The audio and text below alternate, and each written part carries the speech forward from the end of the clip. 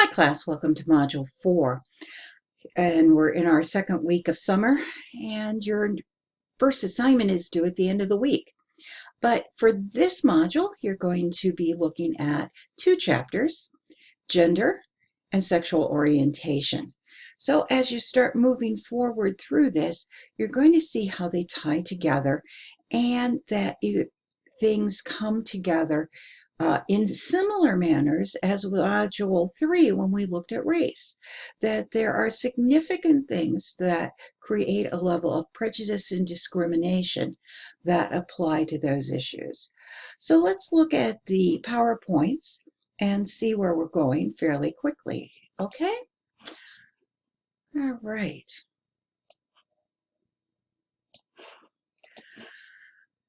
What's the difference here as we start looking at gender? Well, gender is a social construct, but sex itself is biological. It's the physiological difference between men and women. Now, if we had enough time, we'd talk about the fact that not all women are 100% of all the female organs and all men aren't that way. But we don't have time for that in social problems. We're just looking at the big issues here as we look at the difference of how people are constructed through our ideas of gender. Now, social scientists believe that gender differences are a product of our socialization, prejudice, and discrimination. It's interesting when we look at the differences between how people view women and men in certain roles and how they perceive them. And we reinforce these roles, especially through school and through media, what's appropriate and what fits into place. And we can easily think of all the Walt Disney videos and the princesses that come into place and how they've really received a lot of pressure on them to change some of that and allow women more powerful roles, and not necessarily the role such as in Beauty and the Beast, where she's fixing a man. You see, maybe men don't need fix. That's part of our gender ideology, right? In the practice. What we're especially looking at in social problems is the issue of sexism, prejudice or discrimination based solely on one's sex or gender, and how it influences society. Now, if we look at the functionalist perspective, they argue that gender is an inevitable. We have the biological component, and we divide things based on that biological component. So think about it. We want a firefighter out there who can carry 250 pounds out of a burning building on their back, and a man's going to be stronger to do it. And we can see the differences in an occupation such as firefighting, that there are many more men in that, though women do it and can pass that level of tests. But in other areas, we can see the change in society. Now, what argues through the functionalist perspective is that the roles need to remain the same for society to function, and that these changing roles that are occurring today undermine society, and especially those changing roles of women lead to a destabilization of other areas of society, especially the family. And then ultimately, we see crime, we see urbanization issues, and all of those coming into place as we look at that.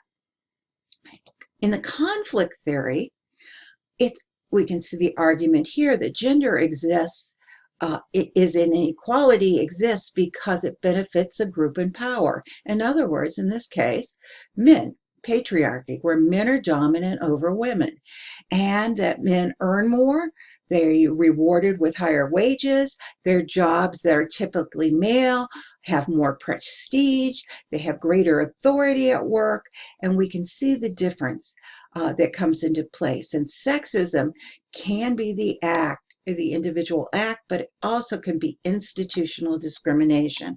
You're going to view a movie, a report of what occurred to a woman named Lily Ledbetter, and how the law actually supported her an organization to pay women less.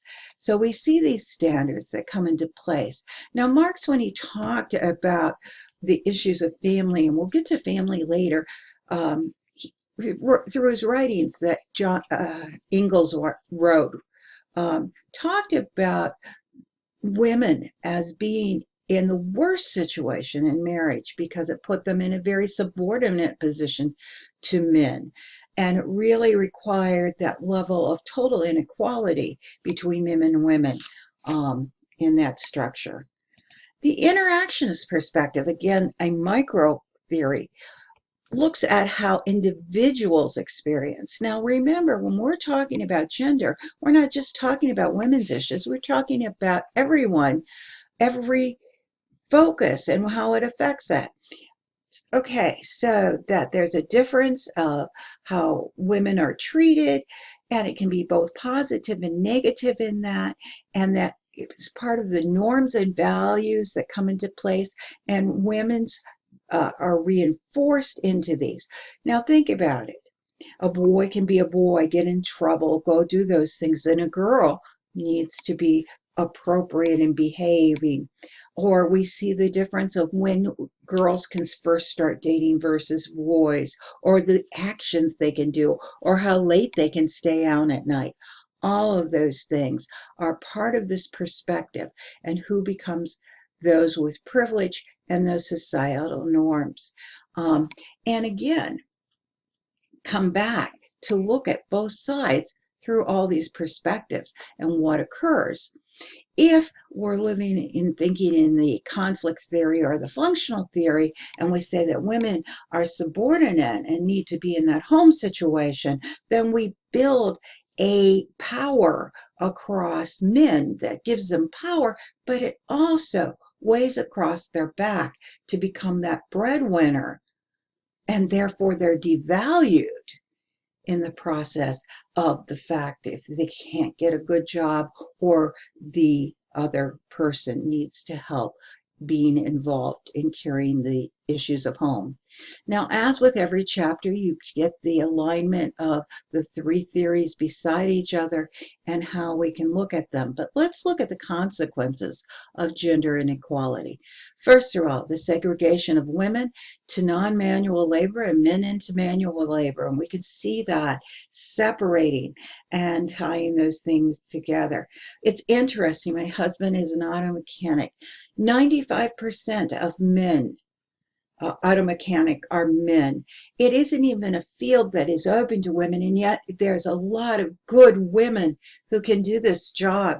And with the increase of tools and the availability to do things with equipment, or even as my husband getting older as a mechanic, the equipment is there, but those traditional gender roles are reinforced through family, through school, right? Through the media, as we look at the images of how people are portrayed. You watched a quick little video on the difference and how we believe about our own race in the last module. You can see how similar things come into place. And therefore, we see those who are already facing discrimination, perhaps by race or that feeling of inequality. It's a double whammied with gender. There's a vertical segregation, and we see that men get the best pay and the most desirable occupations, but even when they're in women's occupations, men who become nurses, men have more mobility than women.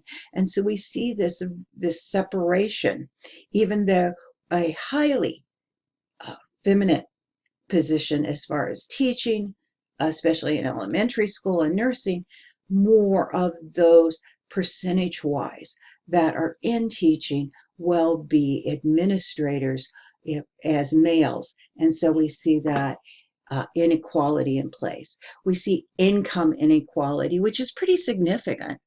And we look at 2012, a woman made 76.5 cents on the dollar for every dollar a man earned. And we're not even talking about the difference, the fact that women on average work about 38 hours a week, where men work more than 42. right around 42. Therefore, they not only earn more per dollar, they earn more because they work more hours. And women's work is more devalued than men. And there is this whole view in society that what a woman produces is not as valuable as a man. And we see that even in professors' evaluations, that women professors are evaluated lower than men.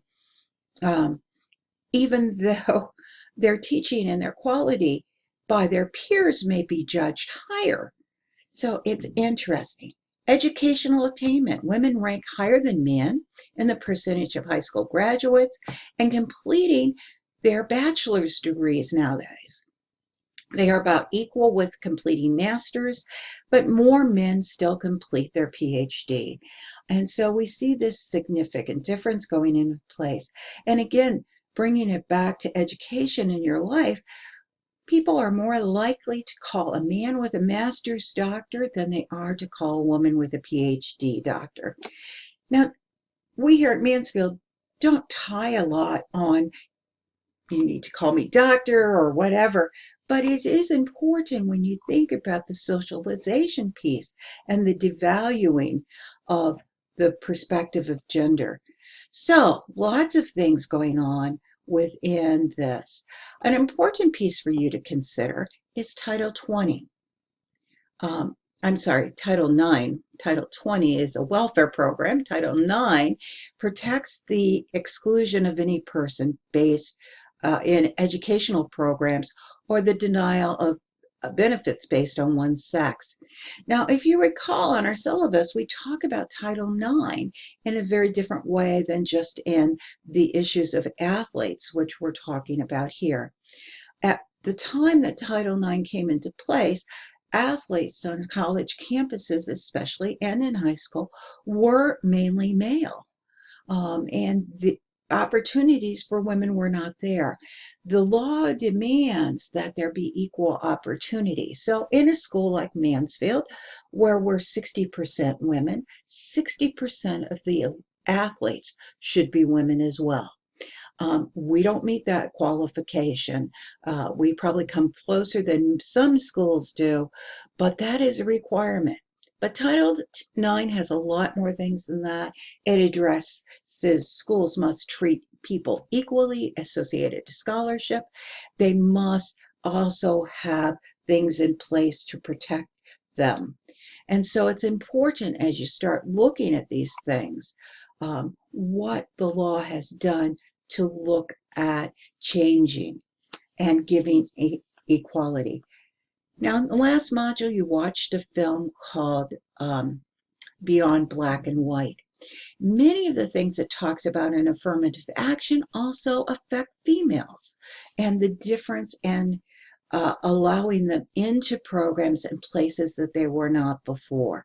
So important tie-overs as you start to look at the current issues as we face this module. Now, the second part of this is to look at the chapter on sexuality and sexual orientation and understand a little bit about it. Again, we don't have enough time to cover this in great detail, enough that your author gives you a good background.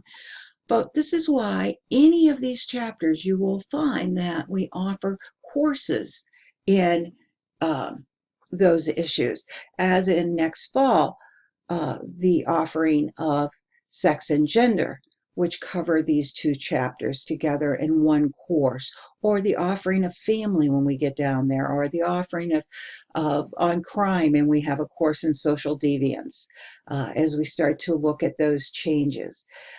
Sexual orientation is the classification of individual according to our preference for emotional and sexual relationships and a lifestyle with the same sex is homosexuality, or with a person of the opposite sex, heterosexuality.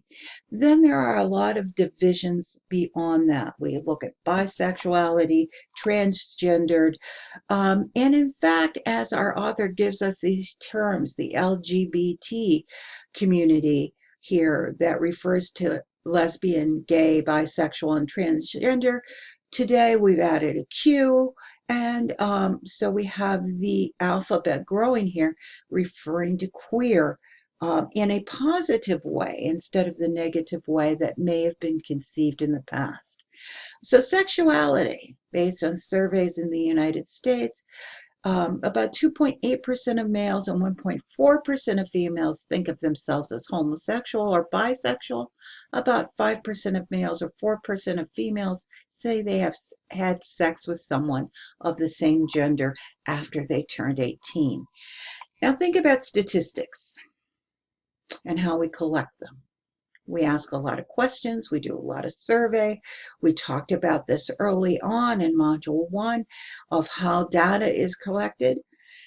It is not easy in society to admit for your differences and how you feel about certain things. So our statistics are very limited as far as exactly the number of people who are homosexual or bisexual or transsexual as we start to look at these changing, and we look at transitioning within the process.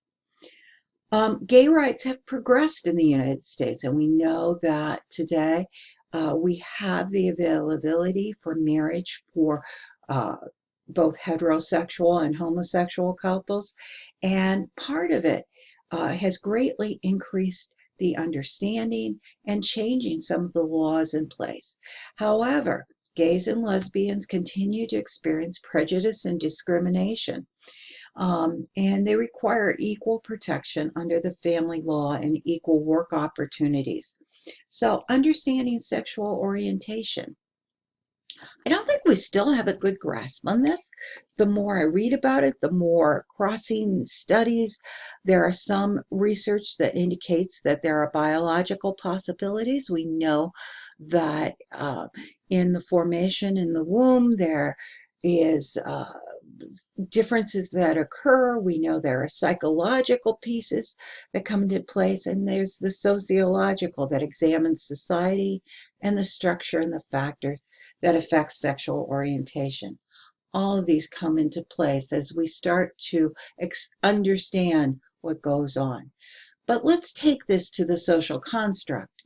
We define how people behave based on sexual orientation, and we see that as the issues that come into place related to opportunity and availability in society. The functionalist perspective identifies how society upholds that heterosexual sexuality and the marital union between man and woman as the ideal normative behavior, and that these institutions work to build family and make society the norm. And again, as we break that, then we cause destabilization of society. If we look at the issues that have come into place, like the Defense of Marriage Act that was put into place. Now, we know that that's been overridden by the Supreme Court action that moved for fairness as far as marriage. So some of this is changing, but we still have this back and forth argument in many areas of the country that continue in place. Conflict and feminist perspective look at heterosexualism as the assumed norm and the behaviors that should be in place with that, and then it pulls privilege and grants some people more privilege because of their heterosexual standing. And there's a heterosexual bias. We see that policies that target the LGBTQ community as the individuals as a normal or deviant, and we have policies in place that do not give them equal access within that. From the interactionist perspective, we look at the individual's perspective, and therefore that's homophobic. The societal fear, the individual fear of those that are different, or the intolerance of homosexuality, and we look at those that are homosexual being treated unfairly in that process, and we see that interactionists will examine how they can adjust in society, how they develop, and that process of individually coming out and disclosing their differences. So there's a lot to look at here, but the social problems are especially looking at the inequality that they face, and so we see the U.S. legislation that has come into place on homosexuality. The rights of the same-sex couple, and again, our book is not up to date with this, and when we look at the differences, yet there's still fights, aren't there? And in certain counties, in certain states, people still cannot get married, even though they can get married in their state. There are people who have prejudice against same-sex couples. Employment. Though there is no right to discriminate based on sex and gender, it means that there should be protection for those that are homosexual or transsexual, but there continues to be discrimination based on certain characteristics that may be seen in the process. So lots to think about when we're looking at these two chapters. And let me move this back to what you're going to do for this particular module. All right, so you notice, pretty short here. You have a few things to look at very quickly. Just a little bit of what a feminist is, and the story I told you about Lily Ledbetter and her unequal pay story that comes into place. And then you have a film from Films on Demand, on why can't a woman earn as much as a man. So as you come into that, make sure that you're catching some very important pieces that we're whipping through fairly quickly in the lecture as you start to view some of these films. So yeah, this is a fairly long film, so you can get a number of pieces here, and you can look at the Equal Pay Act that has come into place. A woman's place was in the home, female breadwinners, some of the changes that occur within the process. You have a quick little YouTube from Michael Kimmel. He's a sociologist who has done a lot of research on men and sexuality, on gender for men, because as I said all along, that when we look at issues for women, we have to look at the issues for men. Very substantial as you explore those. And finally, as you look at just some definitions here, you have a second film on the anti-gay and hate issues in place as far as the anti-hate crimes. And it will give you some background of some of the homophobic in the American culture and the concerns. So again, I don't want you necessarily to watch the whole movie, but I do want you to pick up the major points of the anti-gay crime, doesn't discriminate, and especially homophobic in America as we look at the story.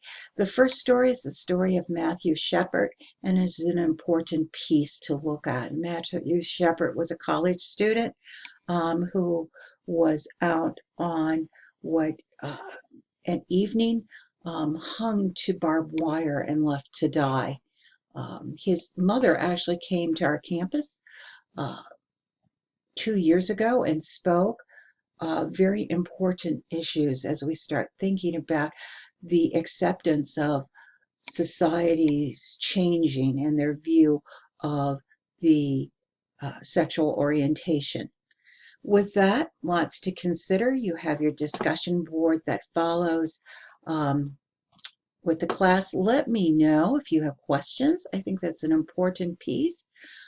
Continue to use that as you look forward to things. With your discussion for this module, I've asked you to watch an hour of television. television and explore and look at gender issues. You know, media's changed over time. We've reached a little bit more towards making things equal. I think you'll pick up some racial influences here as well. So I want you to pick up through commercials as well what you see, what's in there. That's why the television. Now, I hope that that gives you a chance to analyze that, and then what surprised you about what you saw, what you perceived when you did that. With that, I hope this has given you a good beginning to start the class. I will always try to keep 3 video lectures ahead of you so you can work ahead. So by the time we do the next video lecture, I will have seen a discussion from you, and I look forward to that. Have a great day.